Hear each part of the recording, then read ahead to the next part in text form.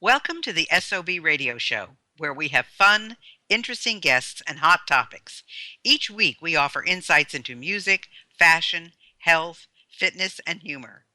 Do you have the perfect guest for us to interview? I want to know. Drop me a line on our Facebook page at SpunkyOldBroad1 or reach out to me on our website at spunkyoldbroad.com. And now, back to the show. Hi, everybody. This is Dr. Gail Carson, SOB, Spunky Old Broad, and this is the SOB broadcast. I hope that all of you are going to my various sites. I have the website of spunkyoldbroad.com where you can find my online self-learning courses. Also, my store where you can buy my mugs and my t-shirts and my leggings, and also where you can join my SOB virtual club where we're growing. We're almost at 500 members now. We also, I hope, invite you to our SOB show on YouTube. So if you'll do all of those things, that will be wonderful. And we have an exciting guest for you today by the name of Irene Michaels. And Irene is a lifelong entertainer, an entrepreneur, and an accomplished equestrian who has made a priority to lead an active, healthy lifestyle. She discovered her passion for dance at the age of 11 and went on to become a dancer, model, actress, owner of a successful modeling agency, and producer. Well, Irene, I'm going to read the rest of your bio, but we have so much in common because I was a dancer, I was a model, I acted, and I had the largest talent agency in Florida. That was SAG and AFTRA. So Irene is widely recognized as a beauty and luxury lifestyle expert and is the author of Eye on Beauty, Living Beautifully and Luxuriously Beyond 50, which is a #1 international bestseller in 7 countries across multiple categories. Additionally, her Eye on the Scene website shares a scoop on entertainment, culture, and fashion. And her Eye on Youth collection by Irene Michaels fills the need for an effectively, moderately priced anti-aging skincare solution. Oh, well, welcome, Irene, and we have so much in common. I can't wait to ask you a whole bunch of questions. How are you today? Oh, I'm fine, Dr. Carson. Thank you for that wonderful introduction. Thank you. Oh, well, you're welcome. But, there's so many similarities in what we've done. When I had my modeling agency, which I all had modeling schools, I also had my own line of cosmetics and skincare. I don't anymore, but I did at that time. And, there were so many things that I was a spokesperson for Clairol, a television spokesperson. I mean, there's so many things we have in common. And you are still going strong. And if I remember, you're in your 70s, correct? Yes, I'm 75. And I have you beat. I'm 83. Ooh. So I have you beat. God but bless. You are some great looking woman at 75, you said, correct? Yes. Or 73, 75. 75. Well, I'll tell you something. I don't know how you look the way you do because you look absolutely fantastic. And I think I look good too for my age, but you look absolutely amazing. So this book you wrote, The Eye on Beauty, why did you write it? Well, there are several reasons, Dr. Carson. I was always interested in health and fitness. A matter of fact, my whole household was very interested in always looking fit. I had 2 brothers that were professional weightlifters, and my mother would never leave the house without her makeup. And as a child, I used to watch my mother put all her blush on and her lipstick, and she never wore foundation at all. She had beautiful skin. She was a beautiful redhead. However, she didn't have any eyebrows, and I used to watch her pencil her eyebrows on. And then, of course, I'd ask 1,001 questions about her products. As a very young girl, I knew I wanted to be in show business because I would always play make-believe. I took dancing lessons at a very early age and became a dancer in New York in off-Broadway plays. And it was a dream come true until one day I had a very serious car accident, and there went my beloved career in dancing. I obtained 1,500 stitches in my face and a blowout fracture in my eye. So it was quite serious. Also, through the years, I faced many other serious challenges, and yet I was able to get through all of them. For instance, my entire house burned down 2 days after I just finished rehabbing all of it. Then my second challenge was when I was visiting a horse farm, and there was a wild stallion in a stall. And as I walked through the barn, he leaped out of the stall, he put his head towards me, and he went to bite my face. So I put my hand up to protect myself, and he bit my finger off. Oh my gosh. So that wasn't any fun either. And so there went my guitar playing for a long time.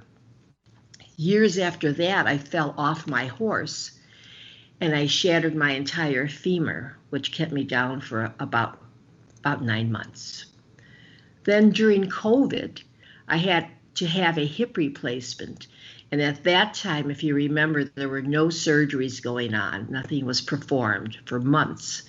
So for a long time, I couldn't walk, I couldn't stand, I could hardly sleep. It was a very rough time for me.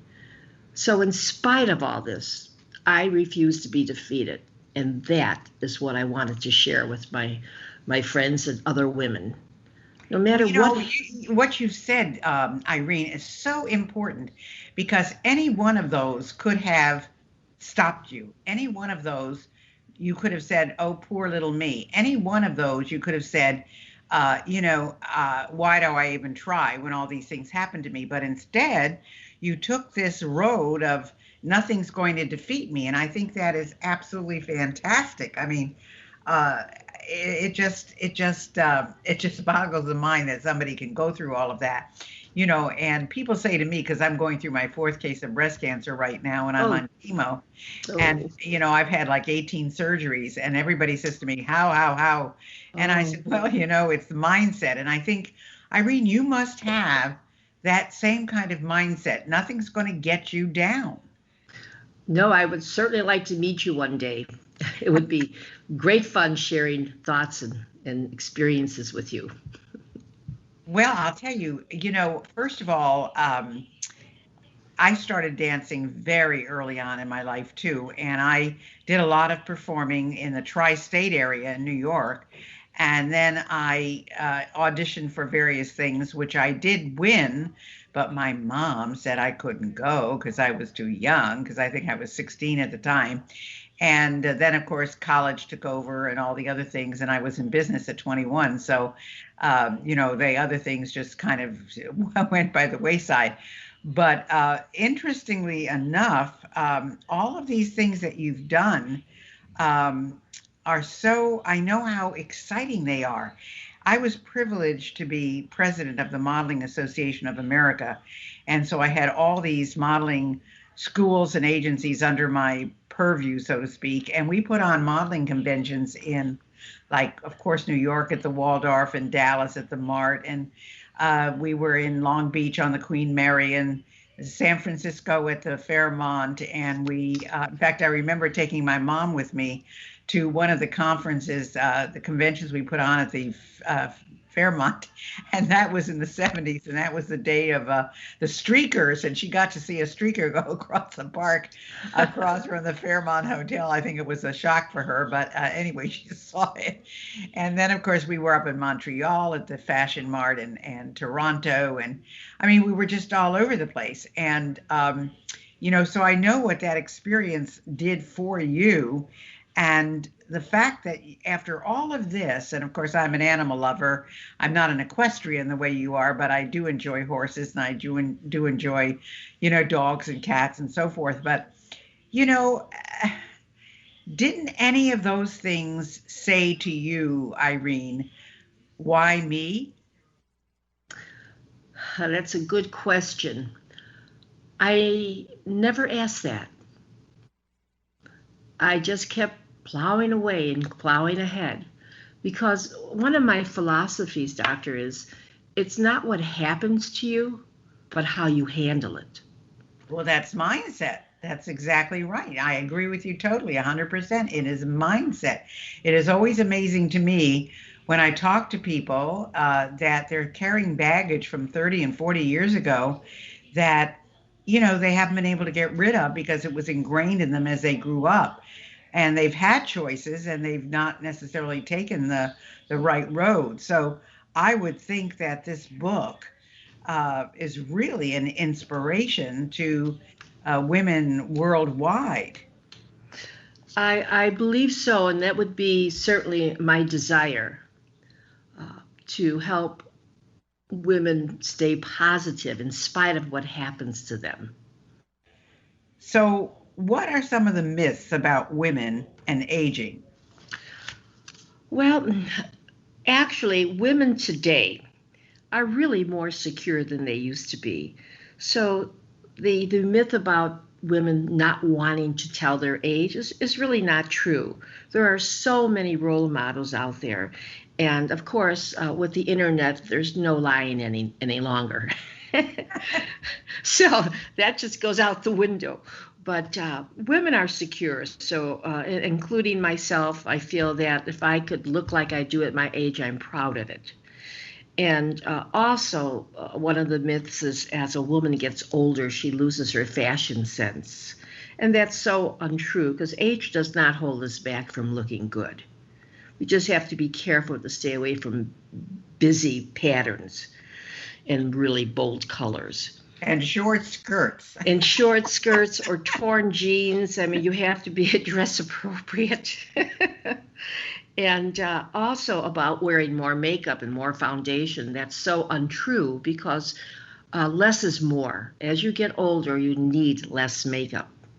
And I know it's hard to believe, but people who are piling it on should try that one time and see how much nicer they look. And also another myth is that you have to buy an expensive product for it to work, where there are no guarantees on anything that you purchase. So if you're purchasing a product for $100 or for $12, Oil of Olay or some of these others that are less money, that are less than Clarins or some of the other brands that are out there, are just as they work just as good. The secret is consistency. You must do it every day. That's when it works. Well, I agree with you, and I also, when I'm doing my washing and my cleansing and so forth, it's always the upward outward motion and that kind of thing. But I was laughing when you were talking about seeing your mom, get dressed and put on her makeup. Those were the days when they did that. I mean, if you look at the young people today, and of course with COVID and everything, everybody is happy with their sweatpants and yoga pants and a very, very fresh face and hair pulled back and so forth. And my mother-in-law, I have to think about this. My mother-in-law never went to the mailbox without her pearls on. I mean, it was really interesting to watch her, but that was that generation. So what are some of the anti-aging tips that you have for flawless skin? Okay, well, there actually are many different approaches to appearing younger. Some are natural and some are artificial. As we know, there's Botox and fillers, and they work, but they work temporarily. I prefer the natural way. It takes longer, but it's less harmful. And of course, if you could eat like a vegan, a lot of us don't, but I think that's really very helpful because it's filled with antioxidants. And you should use a mild cleanser every single night, toner right after that because it maintains the pH in the skin. Should do a gentle exfoliation, and of course your moisturizer. And I meditate. We sleep. We have to sleep because sleeping heals. But for me, meditation keeps my face relaxed and my muscles very calm because stress will give you wrinkles. And so one of the secrets is to, of course, try to avoid stress. It does affect the skin. Well, it's interesting. You talk about avoiding stress, and I always say, we all, I've done a lot with stress studies, and it's according to people who have researched it, we experience 100 abrasive incidents a day. Now, maybe a little less now that we're not going out so much, but 100 a day, which is 3,000 a month. And, if you don't have some kind of stress reducing mechanism, you're really in trouble. So, what you're saying is so important because it's true. I mean, you need to do all of these things, and consistency is the key. I've never had anything injected into my face or fillers or anything like that. And when I do a Zoom call, people say, "Oh my gosh, you can't be 83." And I say, I know how to make up because I was in the modeling business, so I know how to make myself look good. But it's a process, and it takes time, and it's what you need to learn to do, and you'll be happy that you're doing it. So, what are some of the at-home beauty skincare treatments that you can do at this time when people are not going out? I know I have been, as we record this, I am isolated for almost a year, 50 weeks this week. Oh, And so dear. I haven't gone anywhere because I'm immune compromised. So I go to the doctor, I go to the hospital, and I do maybe one or two errands in a month, but I'm not really going anywhere. So what are some of the at-home skincare treatments you can do? Well, you could pamper yourself with your very own hands. You really don't have to leave the house to do that. We all like to, but since we're stuck in the house for a while, of course, it's always, again, a good cleanser. And also, it would be a really good thing if you can, and they have these little portable steamers. Steam your face to open the pores to receive the product. And for me, I like to put a mask on, which is avocado and oatmeal. I leave it on for about 10 minutes and I wash it off with warm water. And then when my face is clean, I put my own roll-on serum, which is called Eye on Youth. It's the Eye on Youth collection that I have. And it's hyaluronic acid, and it helps the skin to be plumped, and water remains in the skin, and it gives a very youthful appearance. So those are some of the things you could do right at home. And there are many more tips in my book. Well, you're talking about avocado and oatmeal, and it goes back to homemade remedies. And there are so many good homemade remedies that you can use if you will only take the time to research them and, use them. I think there are a lot that you can do. And it is amazing to me that because people may not be going out, they may not think it's necessary to do all of these things because, well, who's going to see me anyway? Well, I think you've got to keep yourself ready for whatever comes up because for sure, people are FaceTiming, people are Zooming, people are Skyping, and you want to look as if you are well rested and as if you are a part of this important community. So, what are some of the dermatological breakthroughs that defy age? What would you say are some of the new things that are out? Well, Fraxel CO2 laser, it's new. In advanced wrinkle filler injections, there's many new ones on the market. There's retinol products, but with retinol products, you have to be careful because your skin will be mildly irritated, but not to worry because that's just a side effect. They have some great new sunscreens out with Heloplex, and L'Oreal makes that. And believe it or not, coffee berries. There's been a lot of controversy that coffee is really bad for you, but actually it's not. It has the largest amount of antioxidants in it, and it's found very close to the equator, so it gets a lot of sun. So those are some of the new breakthroughs. Interesting. You mentioned coffee. I've never tasted coffee in my life, and I always drank a lot of milk, but now I'm on green tea. And Oh, yes, that's but good. I like the green tea with passion fruit or green tea with peach, or I like the flavored green teas. For some reason they seem to appeal to me a little bit more. But it's interesting that there are so many different ways, and of course different people have different skin types, so it depends on what works well for you and what you are going to follow. I mean, it's one thing to use some of these products once or twice, but what are you going to use continuously?